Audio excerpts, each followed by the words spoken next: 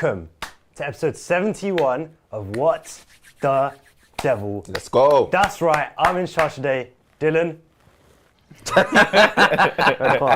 Right? This is a podcast in collaboration with United View and United District. Today, time to introduce my guest properly. West London born and raised. The long-awaited return.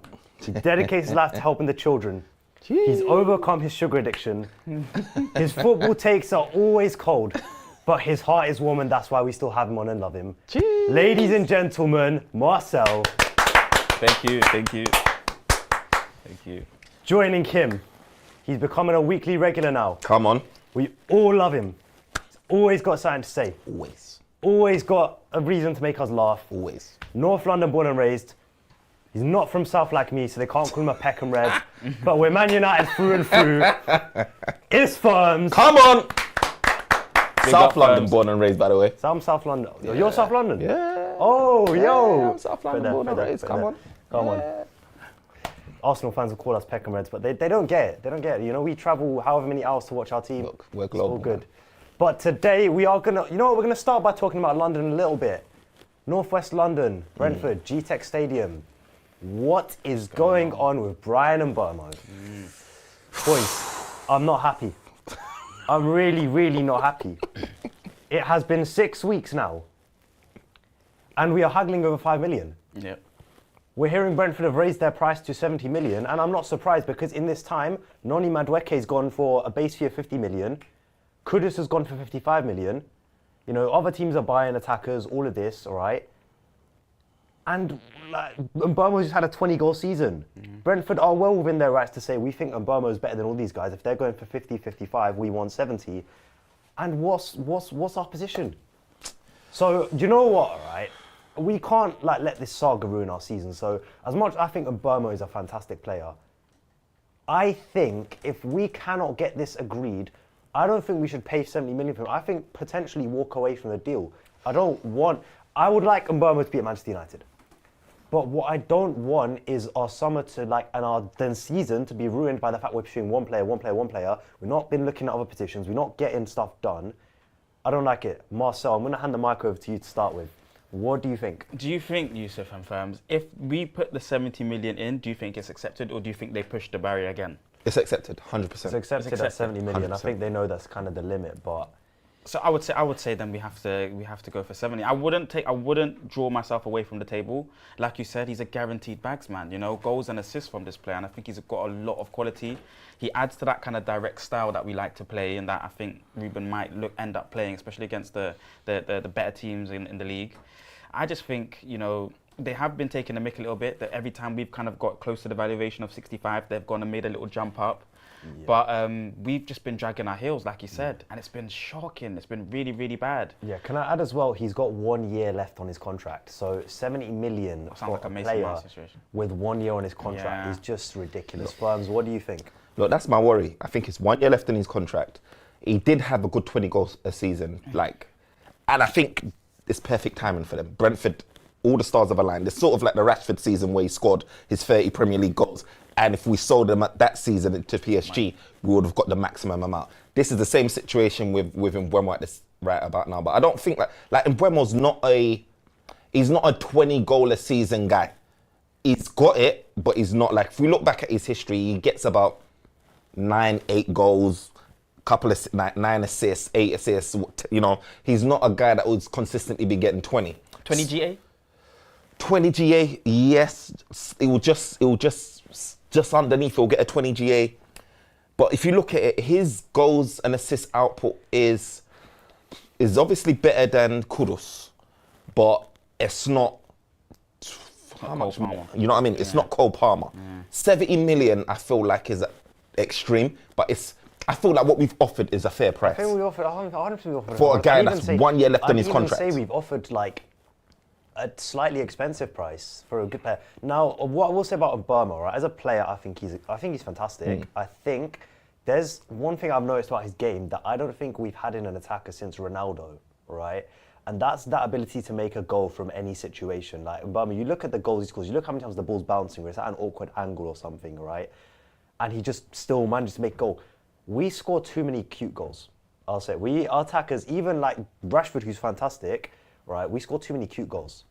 We don't have those players who will literally just like, make a goal happen from the most awkward situation. That's one thing I do really like about Mbeumo. But the comments are saying he's a good player. One person has correctly commented that it's 1 year of an option to extend, but like, 1 year. the reality is then in a year, if we go back and he has another big season, they're going to say again, we want this much money.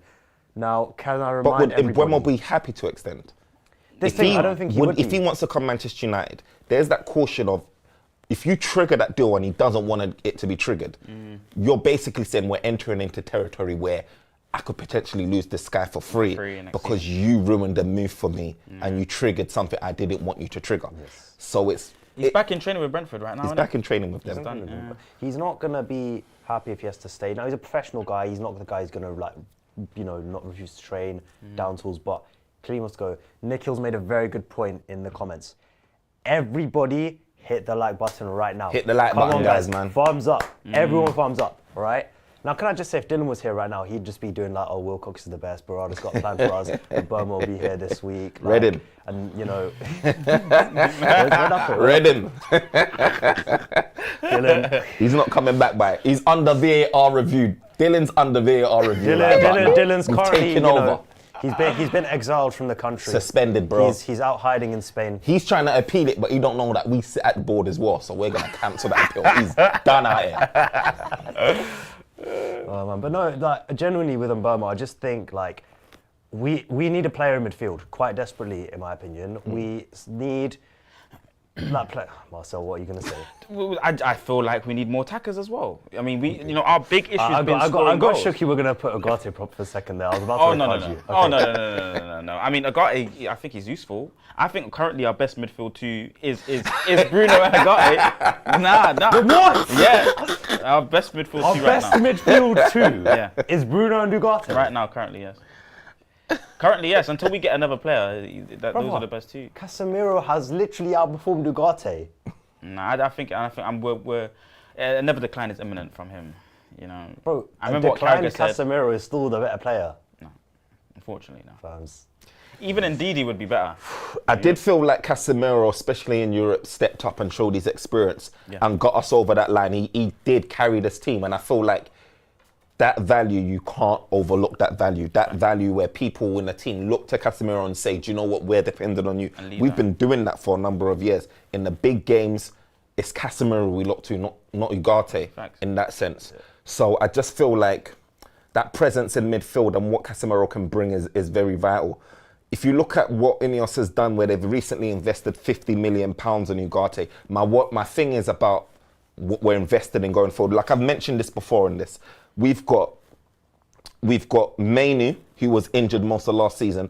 Manchester United need to figure out what they're doing with this guy. We've bought 2 10s, or we're trying to get 2 10s. Where's Mainu going to play? Where Bruno's taken most of that position in the midfield. You've then got Casemiro, who's on 350k a week. What do you do with that? You're not playing him. You've got Ugarte, you invested £50 million in. What do you do with that? Do you know, we've got answers that I don't know Manchester United are ready to face yet, especially with Bruno in there. Because for me, we talk about the midfield. Yeah. And I think a lot of the fan base are looking at it. And this is the question you need to ask. Is Man United going to have a solidified, strong midfield with Bruno in the pivot? This is another thing I like. I know we're supposed to be talking about Mbeumo now. We've kind of it's part of it. There's four. Someone in the comments actually made the point that they think Mbeumo needs to come if Fernandez leaves. They think if those two are like, they think that that's like a kind of trade-off there. Now, I've been saying for a long time, I think Bruno in the pivot is only a temporary solution because as good a footballer as he is, and he's shown his quality there. He's not a natural player in the pivot. Now, if you want to keep him playing there, you need somebody like world class. Yeah, Casemiro has been fantastic. He's done a great job. I think in the league as well, Casemiro's been underrated, but you can't play him every single game. Even with this 1 game a week thing now you're not going to be able to play Casemiro every single game. You need to rest him, and you need somebody who can cover like big bits of ground better, because especially in this system, that midfield two is very isolated a lot of the time, and they have a lot of ground to cover, which is where I was saying last week about Amadou Onana from Villa potentially as somebody we should look at, especially in Villa's situation. And with Villa now being interested in Garnacho, that's something that could become a theme, even though the talk's all been about Watkins. But I think the fact Fernandes can play in the 10 sometimes is useful. But if you buy Mbeumo, it's going to be difficult. Mbeumo and Cunha will not get dropped very often. So, but you want Kobe to get minutes as well. That's another important thing. Kobe needs to, needs to play Marcel. You got cussed out a little bit in the chat, by the way, for your girl to take. Oh, that's completely fine. That's completely fine. Usually it's all love for Marcel. Guys, everyone give Marcel a little bit of love. No, that's completely fine. I'm not here to impress or worry about anything. Nothing impresses me. So. Look, Ineos just spent 50 million, and regardless of whether the fan base like him or dislike him, right? Ineos came in and said, you know what, there's a lot to do, open heart surgery. They went and invested in a whole new defence. I'll tell you what. And now they went to the midfield, and now they're going to the forward line. Do you know what I mean? And then they're probably going to readdress the goalkeeper at some point, and then also reinforce the midfield when Casemiro moves on and when his contract expires, is probably what I'm thinking. Because I just can't see them ruffling feathers of Mainoo, who's just there trying to get him to sign a new contract. I don't see them benching probably one of our best midfielders, Casemiro, that last season. I think he's going to get benched.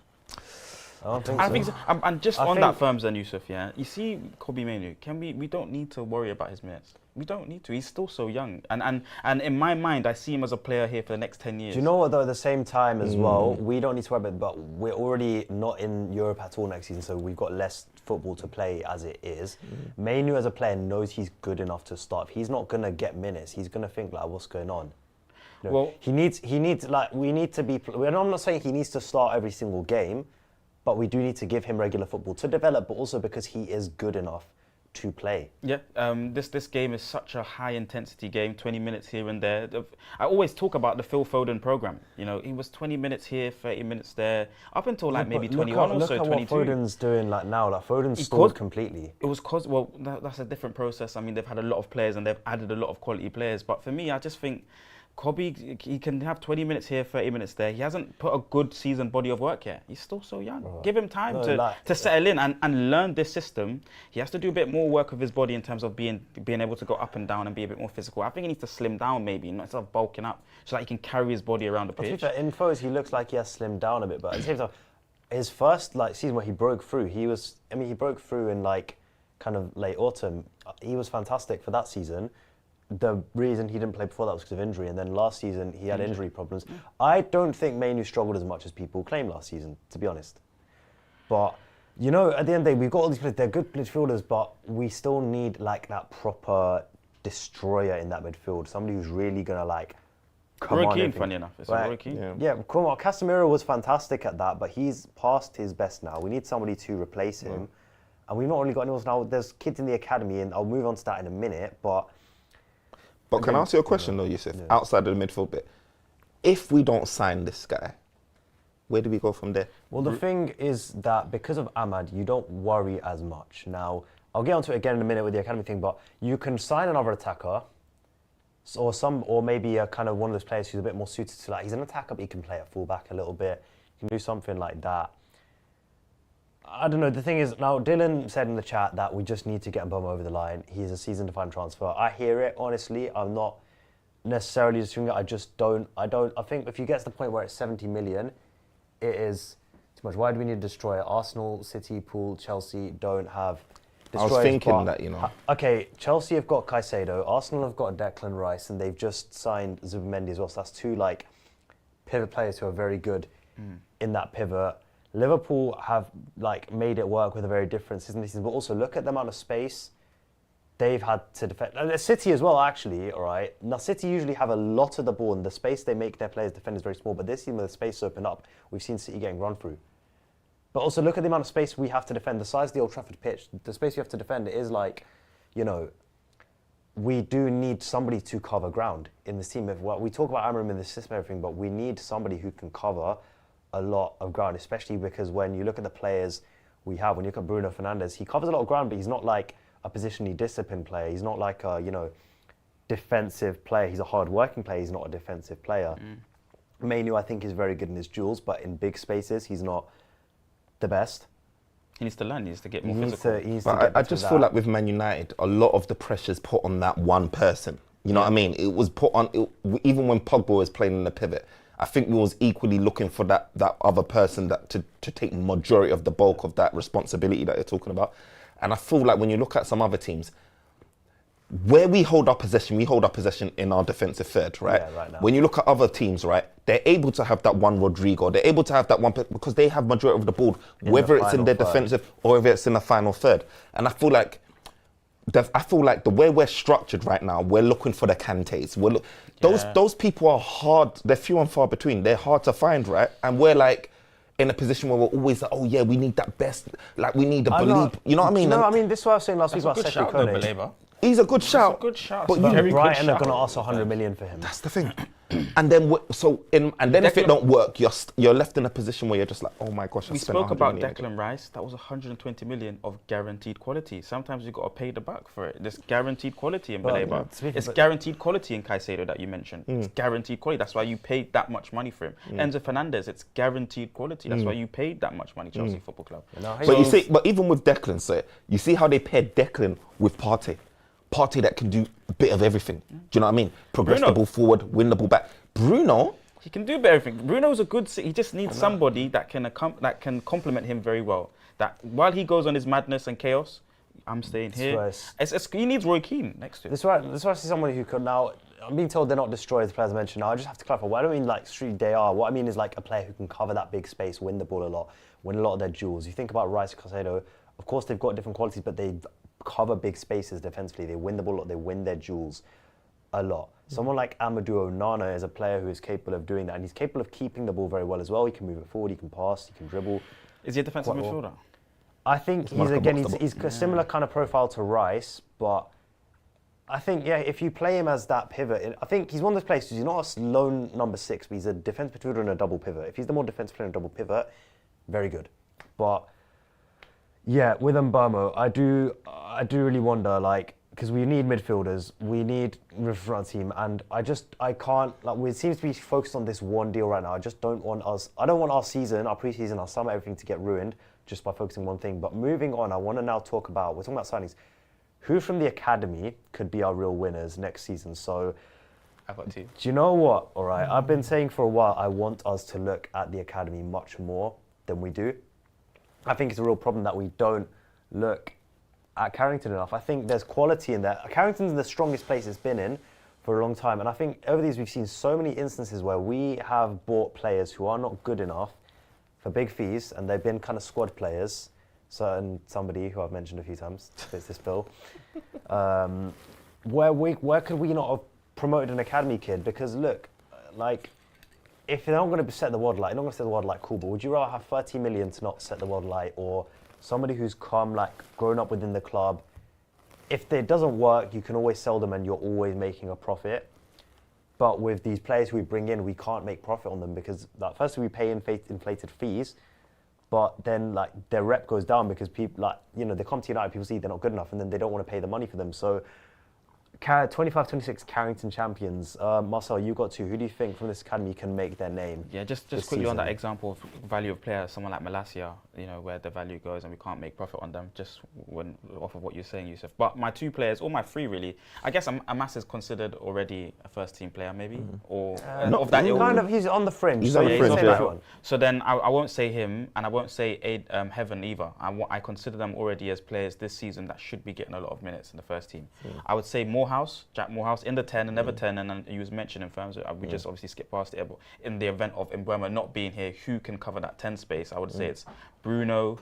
I think Ahmed's the best right wing back in the world, so we don't need him in the 10. But the likes of Kobe Mainoo.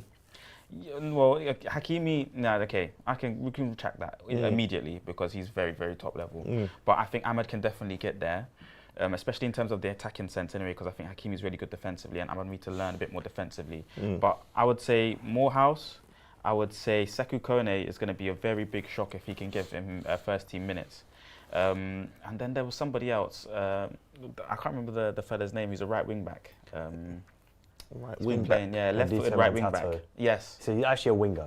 Yeah, he's really good. He's really good as well. But Morehouse and Sekou Kone, I think, are really going to come through this season. I think Chidobe is not going to be able to come through as much because we need guaranteed goals. You know, we was talking about GA and stuff earlier. We need somebody that can score maybe 15, 20 this season, guaranteed. So, you know, Sekou Kone talks been about him going on, but I was saying last week I would like Sekou Kone to stay and get some minutes. You know, in this posting talk, like, okay, you can't take too much from it. He looked impressive. He's looked very impressive when he's played, and he got an unfortunate injury quite early on. If he didn't get injured, I think he would have made his first team debut for us last season. Now, he's somebody I definitely want to see more of, and I think he could, like, I'd be interested to see how he works next to Fernandes or next to Kobbie Mainoo in that pivot, because, you know, he's clearly got a lot of energy about him. He wins his duels well, but he's also fantastic technically. Like, he's really, really good under pressure. He's got great passing range. So if he goes on, he goes on loan, but I would like to see him continue. Morehouse, another interesting one. On the screen here, I've got Jim Thwaites, who's somebody who has looked very impressive in the academy. Do you know what? There's a lot of good midfielders from the academy. You've had Finley McAllister, you've had Jace Fitzgerald. I'm not saying all of them are all ready for first team yet, but I think, like, at least consider some of these guys playing a role within the squad this season. Mantato, he's signed his first professional contract. He's very, very liked by the coaches.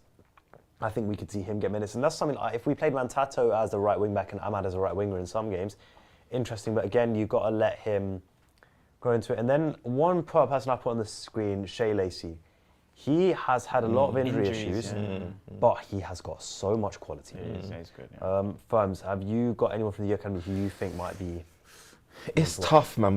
It's tough for me to think about academy players just because of the state of where Manchester United is in. And I feel like when we talk about academy players, when we brought in young players, we've seen what has happened to these young players at Manchester United right now. Hannibal. Exactly. I'm in a place where I'm at protect these guys at all costs. Do you understand? And even though there's a number of names that you've mentioned, Shea Lacey, Morehouse, and all of these guys that have got quality, but for me, it's just like, it's just way too soon right about now. One thing I think, sorry, do you want go to on. No, go ahead. So one thing I think is really encouraging is Johnny Evans being put as the head of loans and pathways. Obviously, he was loaned himself as a kid, but knowing what the academy is like and everything, and I think having just somebody to manage that, make sure these kids get the right loans, I think is so important personally. And so a lot of these kids will go out on loan, and they should go out on loan to learn. But do you know what, when we're in a state where the squad needs it, I think, like I say, you want to protect him, but at the same time, like, what if, you know, a hero comes from nowhere?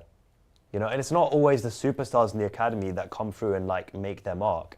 But I would like to see us look to the academy at a time where it is difficult. But I think I hear the point you're trying to make. But I think you mentioned it, right? Sometimes I don't think Manchester United's been the greatest at the loans. Do you understand? Yeah. Like, you look at your rivals, you see Chelsea, they've got 1,000,001 people out on loan and they're benefiting from it. We've seen recent loans that we've done with Anthony, that we've done with Ahmad, you know what I mean, that we've done, and they've been successful.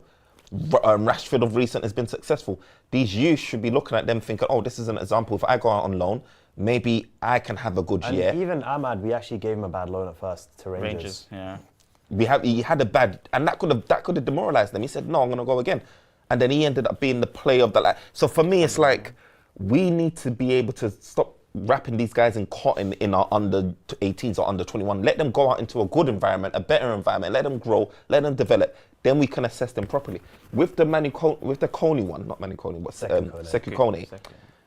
I think I read somewhere that he's being assessed or something like that, and they're assessing I think him and Leon, they're assessing his ability to see how he performs in training and stuff like that before they make their final decision on whether they loan these guys out. I would love to see Sekou Kone become a regular in the first team. I genuinely think I've been really impressed by what I've seen of him. But, you know, like I said, there's so much quality in that academy. Chat, once again, drop likes and let us know, who do you think are going to be the Carrington heroes of 25-26? I would love to know. And also let us know if you want Dylan back at the show, by the way. If you don't, let us know how many weeks should he be suspended. We'll take all of that into consideration before making our final decision. Yeah, come on, guys. Yusuf set the wheel. W's in the chat, everyone. Come on. Right, Firms, I'm going to need your timer now. We are going to move on, guys. We're going to play a little game. All right, we've not had a game in a while because Dylan just never wants to give us games, for example. You know, for some reason, sorry, not for example. We're going to play a 5-second challenge, right? So. That's on 5 minutes, by the way. Let me change it. You've not got 5 minutes to answer these questions. That's right. Yeah. Marcel, I'm going to start with you. I want to ask you a question, right? So, for example, like, name 5 Man United managers or something. Okay, and you got 5 seconds to give me an only answer. You're testing my knowledge. What? Yeah, and I don't know. I couldn't even tell you that it was It doesn't 15, even matter. 20 We're We're seconds. gonna go Marcel first, Firms. Yeah. You just gotta like put a little bit of pressure on him. Don't like make noise, but like you really like stare at him. You know? no, it's completely fine now. It's gonna be Marcel, hilarious. So 5 seconds. 5 current Manchester United players. Go. Bruno, Agate, Onana. You got 3. All right. 5 former Manchester United players. Go. Rooney, Tevez, Ronaldo, Fletcher, Michael Owen. Just about. Just about. Good stuff. 5 years in which Manchester United have won the Premier League. Go. 08, 09, 99, 98. And that's 4, I think I said. Ooh, that was 4. That's tough on the timing you got. What? Right. 3 players to have scored more than 20 goals in a Premier League season for Manchester United. Van Persie, Rooney, Dwight York. Well done. Right, let me think. I'll give you one more. How many questions have you had so far? I think 4 or 5. All right, I'll give you one more. Give you one more. All right. Let me think. How can we challenge him here? Ooh. 3 years in which Manchester United won more than 1 trophy. Oh gosh. 99, 09, and 2012. Not 2012. We didn't okay. know anything there. Also, it was, I think you meant 08, but 09. I was gonna. Oh, Yeah. yeah. Okay, Firms, you've not memorised his answers, have you?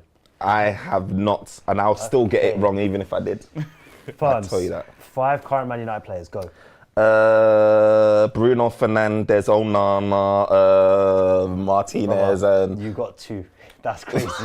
5 seconds is not enough it's not time. bad. You know, I'm thinking about the 5 seconds. 5 you know. seconds is not that long. It's so quick. That's finished in 2 minutes. I am literally thinking about that. 5 former Manchester United players. Go. Tevez, Ronaldo, David Beckham, Ryan Giggs, and Paul Scholes.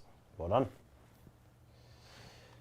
5 years in which Manchester United won the Premier League. 08, 99, 2012, 1998. Ooh, Firms, this is even worse than Marcel. Yeah, I'm bad. I'm This is bad. even worse It's than not Marcel. easy. That's not easy, bro. It's not easy. 3 players to score more than 20 goals in the league season for Man United. Rashford, Rooney, Van Persie. Fantastic. Because that was just recency bias from Marcel, to be fair. 3 years in which Manchester United won more than 1 trophy. 08, 2012, What? 99. Why are you guys saying I don't know, it's 2012, just stuck in bro? my head. 2012 is Yeah. the year where City won the league over us, the Aguero goal. But how about we didn't win anything else that year? No. Why is it so synonymous in my head? don't But know. isn't that the last time? No. So we won in 13 then, 13, not 12. Yeah, Yeah, it's is that the 13, last but pro- 13 13. was only 1 trophy as well. So Prem. if in my head, I would have had 99, 08, 26, 2017. Because 2017, remember Mourinho. we had the EFL Cup and the Europa League that year. Yeah. Doesn't Mourinho. necessarily have to play the Premier League, guys. Come on. Can I ask you That's what some we- questions? Can you ask? Yeah, go for it. 5-second challenge. Let's Yeah, go. let's go. Yes. Can you name 3 guys that we've signed over 50 million? Over 50 million. Pogba, Ugarte, and Lukaku. Great. I think it was just on. It's good. Yeah. It was close, wasn't it? Can you name 3 players that we've had out on loan over the past 2 years? For the past 2 years. Rashford, Sancho. Done. And that Close. was a big one. All right. Okay, let's stop this. Can you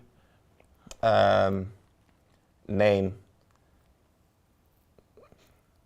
5 Manchester United managers?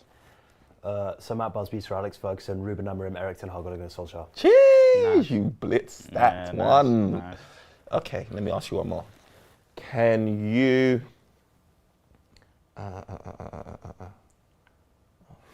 What should I give him? What should I give him? Oh, sorry, You're gonna give me some proper hard one, I know it. Like, yeah, I'll give you some easy questions. Yeah, I'm You're gonna not give you an alright. easy one because 5 seconds. You 5 can't. goalkeepers. 5 goalkeepers. Let's go. Barthez, Van der Sar, Onana, De Gea, and Lindegaard. Ooh. That's good. Bro. Guys, Bro, I'm a bro, trivia bro, bro, champion, bro, right? bro, From bro, when we bro. used to take 2 games on the pod, I was the trivia champion, right? Now, back to discussing Manchester United. Our final topic is about Ruben Amorim, Yeah. Alejandro Garnacho, and Marcus Rashford. So Garnacho and Rashford are part of a group of 5 players, including Anthony, Malacia, and Jadon Sancho, that have basically been exiled. So they are allowed to train at Carrington, but they are training separately from the group. They're asked to arrive when the rest of the group has left. They're basically like training separately from the group. It's like, okay, you do this until you go. You're out the door thing. Now, in the case of Rashford and Garnacho particularly, all right, I do wonder, are we being a little bit over the top, like by completely burning the bridge with them, right? Now, Rashford, I wrote an article earlier this week about what I felt about the shirt number situation, where we've taken his shirt number and given it to Cunha, not mentioned in the statement or him or in the statement or anything, before he's even left. And I personally disagree with that. I think, look, okay, Rashford's made mistakes. Okay, it's not been the best situation. Yes, we know he wants to go and the club want to sell him. At least let the guy leave with some dignity, right? Don't don't shut the door before you've walked out, if you know what I mean. What happens if we don't sell Rashford and then suddenly you come back and you've got this player where you've done everything you can to get him out the door, but for whatever reason he's not left. Now, he will probably find an exit somehow, but like this is a kid who's grown up in the academy. He's been a big player for the first team. He's done a lot for this club, right? There's not many players with more goals and more appearances than Marcus Rashford for Manchester United all time. So I personally think it's not right to freeze him out so much. And with Garnacho as well. Okay, Garnacho and Amorim have fallen out, but does that really mean bridges burnt, no way back, all right? This is a talented young player. It's a kid from the academy again. Like, he's scored some big goals. In the FA Cup final last year, Garnacho really showed up. And even the year before that, where we lost, he came off the bench and looked really promising. I say he scored some big goals for us, had some big moments. I don't think we should shut the door completely on them, personally. I think, I firstly think we're tanking their market value a little bit by just freezing them out completely, exiling them, all right? Clubs now know they're desperate to get rid. They want them out as soon as possible. We can lowball. And then what is our leverage in that? So I'm interested to know both of your thoughts on this whole situation. What does the comments think? Comments. I'm getting cooked a little bit. No, do you know what? Like, he wants to leave. I'm not but I'm saying at least leave on good terms. I'd rather leave on good terms with Marcus Rashford and with the whole he wants to leave thing. Do you know what? People always say he went to the media, said he wanted to leave, all right? Yeah. If you actually go back and look at that interview, he didn't make us think. He said it very respectfully, in my opinion. He said, look, I've had a great time here. Like, this has been my life. I think it's time for a new challenge now. I've played the Premier League my entire career. He even said, you will never hear me say a bad word about Man United. That's not the kind of person I am. If I leave, I want to leave on good terms. He wants to leave on good terms. And I don't think this is leaving on good terms. I think it is. And I don't think he's won a Premier League or Champions League for us. He's not. So I don't see them as any degree of relevance or high relevance for me. He's done a lot of things for the club, especially him, because you're talking about Garnacho. We'll couple in Garnacho as well into what we're talking about here, and Garnacho definitely has done nothing for the football club. But Rashi's been very, very productive, but it's just his time's come. He's not a number 10. He needs to leave now, and I wouldn't even mind at a cut price if I'm honest with you, Yusuf. And firms, I really wouldn't care if it was a cut price for Garnacho or Rashi. It's about imagine we get rid of these players and it goes on to us building or getting another quality midfielder, a Baleba or something. We amass a bit more money to pay that off in increments or installments. I think, we have to broaden our mindset in terms of, and this is a cutthroat business as well. By the way, football is a very cutthroat business, and Rashford has kind of disrespected us. Especially, I can remember an article where he said, I can't remember what it was about, but he didn't want us to question his thought process for the club and how he felt about the club. At some point last season, I remember him doing an interview as well. Yeah, you have to think that Rashford is always been. People always saying he doesn't care about the club. He's not serious. Like I've said, Rashford is not blameless, right? Stuff like the lifestyle issues, turning up to training, not in the best condition. The reports of that's indefensible. Straight up, that is indefensible. But my point is, do two rights make a wrong? So do like I say, all right, do you need to burn the bridge to this extent? I don't think that is how I want a player to leave the club. I don't think it's going to help us sell him because, look, Barcelona can sit and wait and say, we'll give you a loan offer until the last day of the window where we're scrambling and they say, okay, 20 million, here you go. And we've sold Marcus Rashford for 20 million. Or someone might, wait on Garnacho. So happy for that. And Garnacho, we're like, you can sell him for upwards of 50 million. Why would we want a cut price? Like, this is a kid who is extremely talented. A kid who I think, if he leaves, he's going to explode.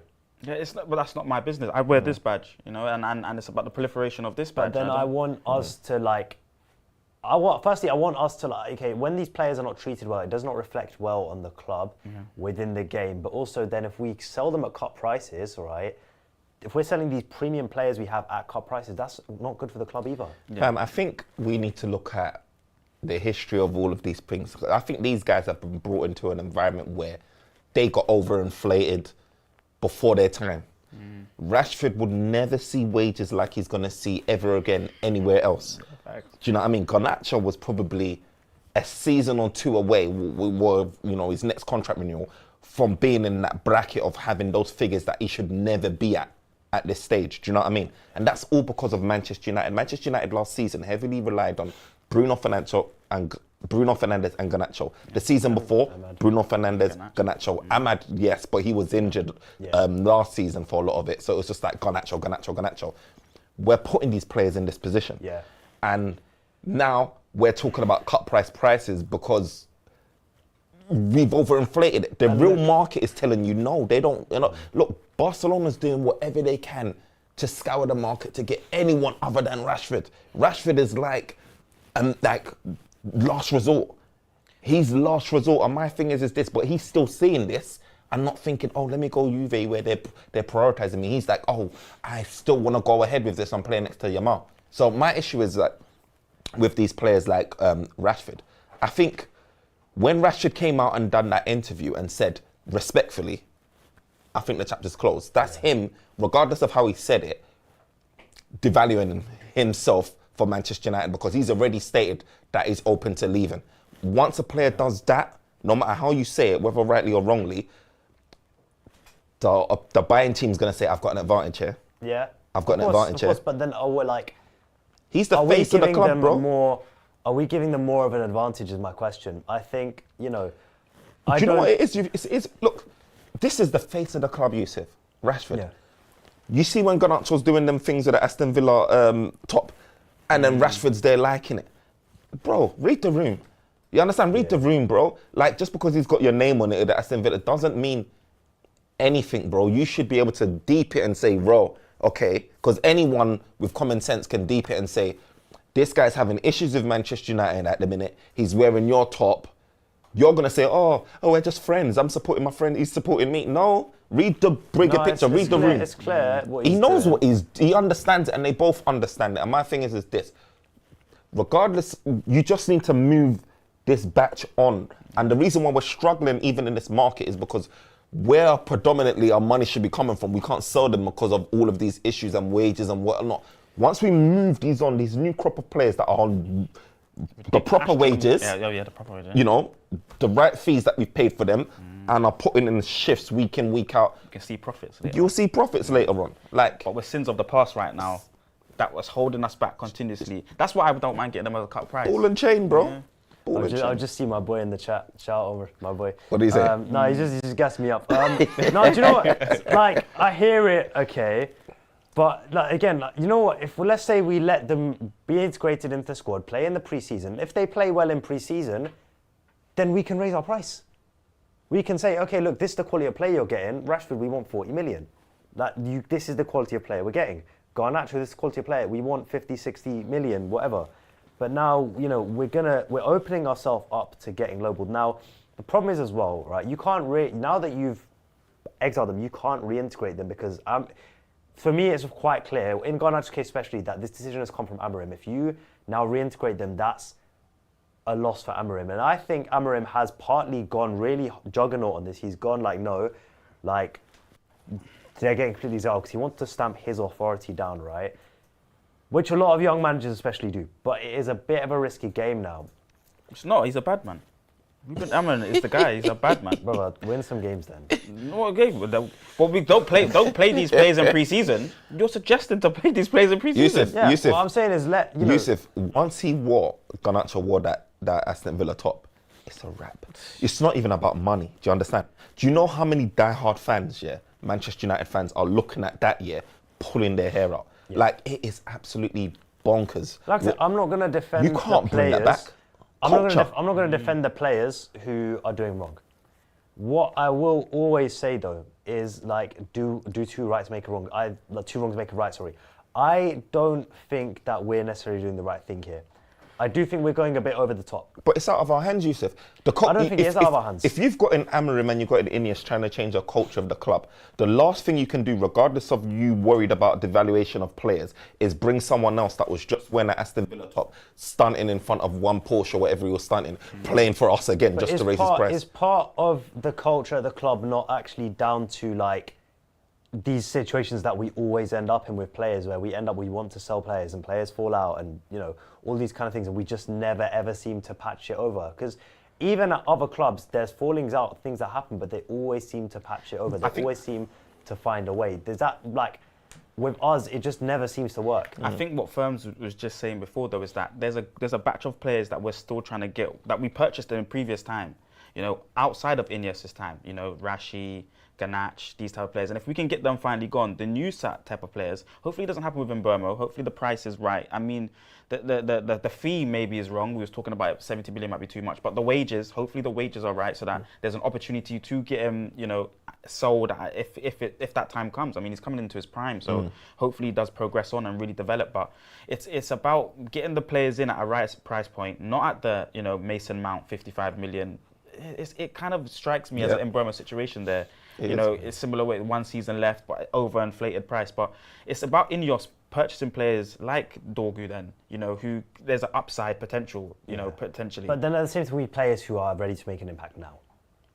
Dorgu, for example, I don't think. Do you think Cunha's coming at a good wage structure and a good price point and upside potential? I have a very different opinion on Cunha to most people. I've said that. I think Cunha's a very good player. I don't like the centre from a long-term perspective. I think he's a kind of good signing for 2 years or so, but I've explained my reason on here about why Xerxes. What about Xerxes then? Xerxes, I think again another in-your signing that has upside potential. I think Xerxes, he took a few months to settle in, but I think Xerxes is a good player, honestly. I think Xerxes, in fact, I think in this team Xerxes is best as a 10.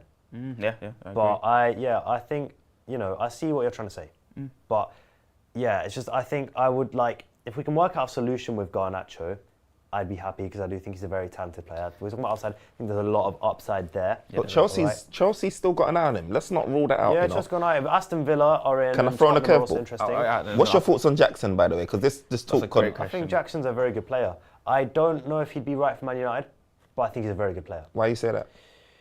Jones, I think like when the pressure's really on, he gets quite frustrated.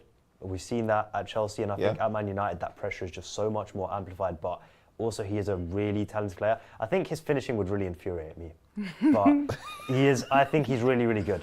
Like, he's one of those, you know, the strikers who are good at everything other than finishing. That's a good question as well. He's like 24, 25. Okay. You know those players who are good at everything other than finishing.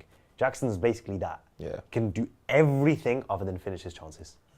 I kind of agree with you. I just think we need a guaranteed bagsman this season. He's a good option. I wanted to go on and extend that question to who from Chelsea squad can we take, because I feel like they're selling so many footballers now. So feels like there's a bit of a market sell. Someone like Andre Santos or someone like that's a loan. I think they won't want to get rid of someone him. Like Ugo Chukwu. Maybe you can buy him, purchase him. Yeah, there's a few players there. Yeah, but so yeah, for Jackson, for Nicholas Jackson, I would say maybe no. But if we're desperate, then yes. I think maybe Ruben can teach him elements of, you know, where to be, or he needs to work on his finishing. I think he's a bit more intelligent than Højlund, and we'd like to see what comes of Højlund this season. But we definitely need a striker. Yeah, we need somebody to be that main man. Because it could come down to him and Watkins. And that's where someone for similar prices. Someone like Watkins, I'd quite like Watkins, because I think Watkins, you get very much a guarantee. You know he's a batsman. Yeah. You know he's going to do it. But yeah, cool. We're coming to the end now of this podcast, but what I'm interested to know from you guys, right? Surprise player 25-26. So we're going to win the first 5 games of the season. Firstly, we're gonna win the first. Wait, 5 who games. was our first 5 games? I know Arsenal's our first. Arsenal, Chelsea, is the 5th one, I believe. What's the other 3? The chat might know. The chat might know for sure. There's a couple of them in the stadiums. I think we got. A couple of them are. Most of them are at Old Trafford. There's only one away, but the first 5 games will win anyway. Let me go to the board sure. quickly. Yeah, Let me look at the Let me look at the monitor. No, we'll win the first 5. Yeah. Get the replay. Marcel, And the first 5 games. Yeah. We're talking. First 5 games will We're win. talking. But our surprise player, yeah. Our decision made. Our first. That's wild. Our standout signing would be Bruno again. Everyone, well, I don't think he was maybe last season. But it'll be Bruno. Bro, did you see that final? PSG Chelsea. Yeah. Bro, you know how transformational. Arsenal, Fulham, Burnley, City, and Chelsea. Yeah, they're all winnable games. Because City's the only away one, I believe, actually. See, I can see what the Arsenal and Chelsea's a bit shit. I couldn't say that with chest. We'll win. It's at home. Counter attack. Bro, home has meant nothing to us last season, You bro. got to look at some of the players City have bought as well, like Rayan Cherki. I know. It's away, and we're gonna play counter attack, and we'll just soak up the pressure, score. It'll be fine. When Man United and scoring are not two things that go together these days, bro. Let's see who we back. But that on that Mbeumo though, the João Pedro signing has been so watching the earlier games, it's been so transformational for Chelsea. Yeah, I just hope that Mbeumo can have that same impact for Manchester United. I hope we get him over the line. I do hope we can agree something with Mbeumo soon because like I said, I don't want to run off something, but he's such a good player. Guys, thank you very much for tuning in today. Unfortunately, next week Dylan probably will be back, but you know, if you want me as host more often, everyone, you know, spam his email, drop him chat, spam his Twitter DM, say we want Yusuf. Firms, Marcel, thank you for joining me. Ben, thank you for smashing the camera as always. See, he never gets thank you with Dylan. Yes, right? it's true, you know. And thank you guys for tuning in. We will see you next week. We got the chat.